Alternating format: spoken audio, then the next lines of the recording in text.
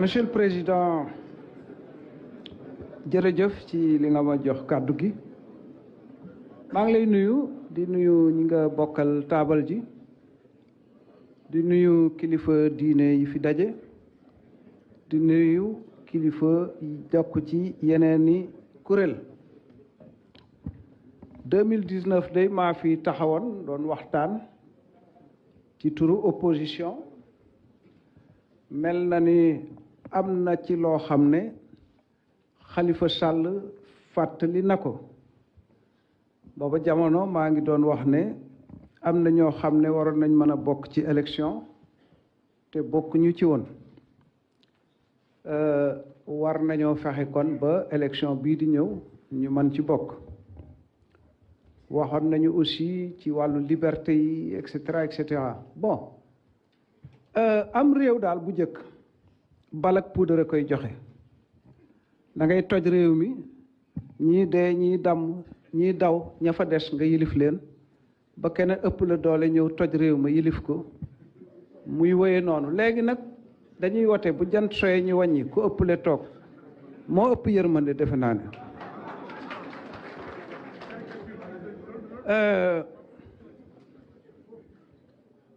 élection dafa am solo parce que c'est la procédure de dévolution démocratique et pacifique du pouvoir suñu mànkoo ci règle yi rek réew mi dina mën a dal réew mi nag xaw naa jaxasoo mais man jàpp naa ne yow président yaay responsable de affaire bi nu mu mënti demee moom dañ naan yow parce que sécurité ak stabilité ak paix yow yaa ko yor ci Sénégal j'espère que di nga ko assumer jusqu'au bout assumer bi nag évidemment bari na ay dimension élection dialogue bi daaw jéeg pare woon na presque yaakaar naa ne mën na bañ a yàgg commission yi bu ci nekk toll woon na ci def rapport final kon defe naa bu ñu toogee finaliser mbir yooyu réactualiser ci commission politique li ñu war a waxtaane je crois que mën na bañ a yàgg te mën na efficace te mën na joxe résultat yaa ngi fàttaliku bi ma ñëwee fii damaa wax bay dem dikkaat daal di ne am na bu ma fàtte woon de 3e mandat après ma ne la mais du ma ci wax dara ndax yow ci sa bopp tontu nga ca léegi nee nga nañ ko waxtaane man defe naa ne mën nañ koo waxtaane waaye daal problème bi defe naa ne mën nañu accuser gouvernement président de la république mën nañoo accuser opposition waaye Sénégal yépp ñu ku nekk fii toog am na noo war a seete sa bopp et si on ne règle pas ce problème-là on ne s'en sortira pas parce que ku nekk jàpp nga ne problème bi ña ca desa waaye du yow waaw loolu suñ ko doxalee noonu nu muy dem fàttali naa bërki démb ab télévision xaw ma ban la dañoo filmer benn waay muy tuur ndox ci mbedd mi ba pare ñu kar ko fële ne ko sa waay affaire yi noo xamee ñooy ñiy tuur ndox ci mbedd mi mu xaacu du yoon du dëgg Sénégal nangam te sànq rek def na ko alors ça je pense que war nañ koo waxtaane maa ngi leen di gërëm di leen sant merci.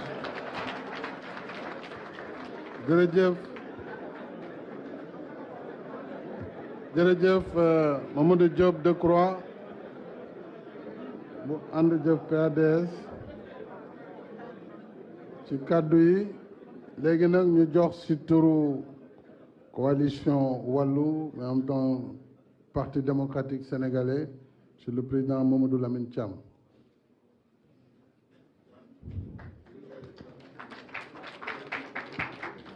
Assalamu alaikum. Monsieur le Président, nous vous remercions de nous avoir conviés, mais nous sommes organisés dans notre délégation pour faire une déclaration que devra lire l'honorable député Nafi Diallo. Je vous remercie.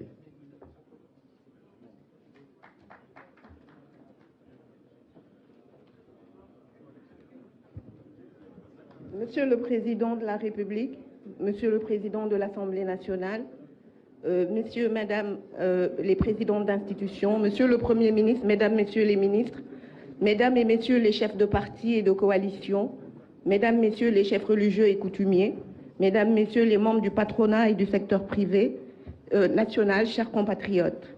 Je voudrais, au nom du Parti démocratique sénégalais et de son secrétaire général national, vous remercier de nous avoir conviés à ce dialogue. Notre présence dans cette salle est l'expression de notre engagement patriotique. Elle est également la manifestation accomplie de notre sens des responsabilités et de notre attachement au dialogue politique qui se trouve être un important levier de la démocratie et un élément important de notre programme fondamental. Pour rappel, le PDS a dialogué avec les présidents Senghor, Abdou Diouf et le régime socialiste malgré les brimades, les emprisonnements de son parti à chaque fois qu'il a été question de sauver le pays d'une crise majeure. Notre participation à ce dialogue s'inscrit dans cette logique. De 2000 à 2012, le PDS au pouvoir et Maître Abdoulaye Wade, alors président de la République, n'ont jamais cessé de dialoguer avec l'opposition dans l'intérêt de la patrie. Monsieur le Président, chers compatriotes, ce dialogue qui s'ouvre aujourd'hui se tient dans un contexte de grave crise économique, sociale et politique, marqué par des tensions politiques internes importantes, une rupture de confiance entre acteurs et de fortes divergences sur les règles du jeu politique à quelques mois de la présidentielle, prévue le 25 février 2024. Les Sénégalais sont inquiets. Il se tient également dans un contexte marqué par une inflation galopante, un effritement continu et sans précédent du pouvoir d'achat des populations, un essoufflement des ménages sénégalais.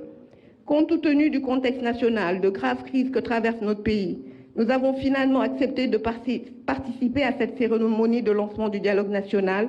mais regrettons, Monsieur le Président, qu'à ce jour, nous ne disposions d'aucun ordre du jour, d'aucune feuille de route et ne connaissions pas les modalités d'organisation de ce dialogue. Nous espérons que ces insuffisances seront corrigées afin que les objectifs de ce dialogue soient atteints et que nous ne décevions pas les attentes des millions de Sénégalais qui nous regardent. Nous sommes heureux de voir notre compatriote Khalifa Sall dans cette salle en homme libre de ses déplacements et de sa parole. Sa libération constituait un point d'honneur pour nous durant le dernier dialogue et a été exprimée dans un communiqué signé par le président Abdoulaye Wade en 2019.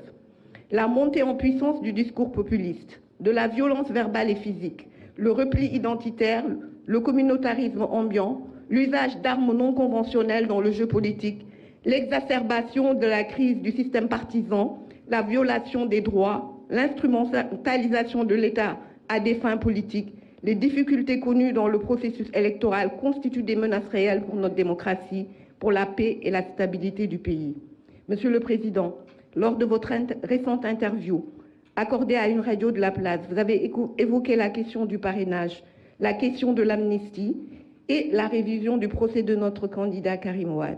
Nous vous en félicitons et saluons votre courage et votre engagement à faire respecter à notre pays ses engagements internationaux. C'est tout à votre honneur, car il est connu par toutes et tous que le respect d'un engagement est une forme d'expression de la foi pour tout croyant. C'est également une marque des grands hommes. Nous voudrions juste rappeler que la réparation de l'injustice subie par Karim Wade et ses compagnons